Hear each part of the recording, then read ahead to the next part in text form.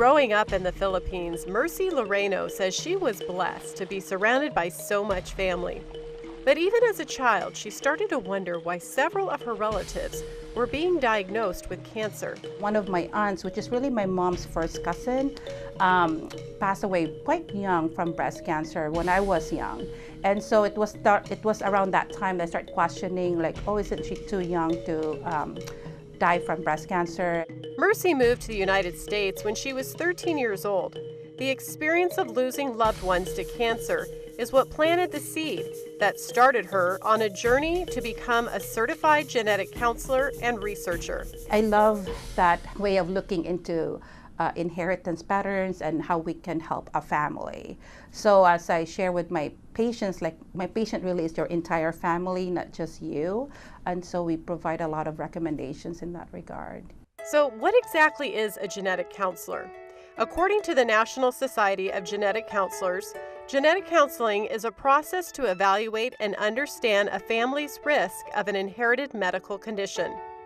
That particular gene was related more with When Mercy first came to the Seattle Cancer Care Alliance in 2010, genetic counseling was just starting to take off.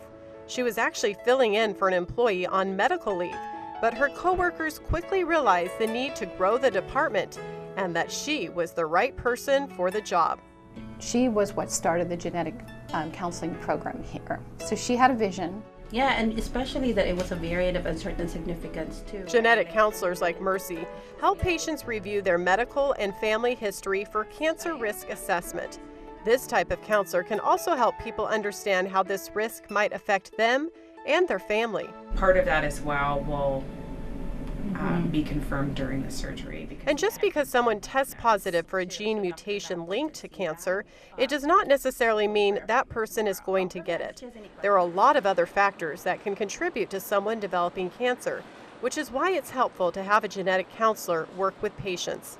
What we do know from now is that any of these genetic abnormalities that come up could really change the way that you live, and that you probably will get cancer. So the high-risk breast and ovarian helps us help women, in particular, be aware and catch the cancer either very early or before it ever gets started. So if a patient's young and then had genetic testing, and let's say one of the breast cancer genes came back positive with a mutation, it could be the BRCA1 or BRCA2 gene with a mutation, then there are things that can then be recommended for that particular patient. Yeah. One of Mercy's patients who is fighting breast cancer is 41-year-old Robbie Hopper. 10/2 is when I got the call, so it was the day before my youngest's birthday. Robbie was diagnosed with breast cancer in the fall of 2017. She is grateful to be working with Mercy. I really felt like from the moment that she and I sat together that she truly enjoys what she does, that she's in the right field, and that she has an empathy and a compassion for people to help them figure that out and navigate through it. Mercy has helped Robbie better understand her genetic profile. That information is helping Robbie work with her doctor to make decisions on how best to treat the cancer she is fighting.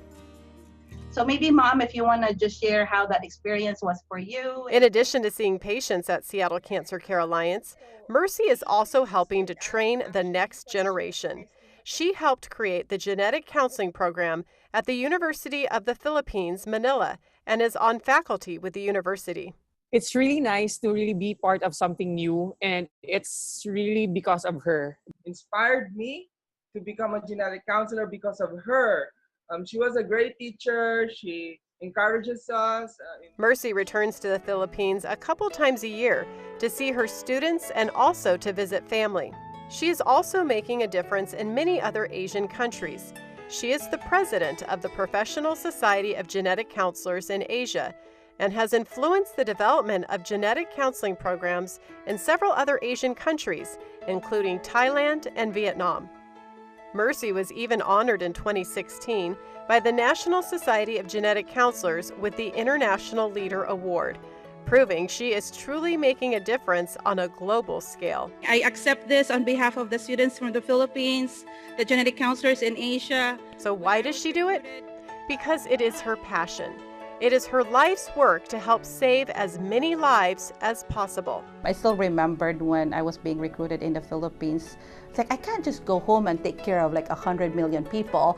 I'll do this work and have a training program, so then we're training and sharing knowledge, so then we can take care of more people in the future. So for sure I'll be doing that, until I die.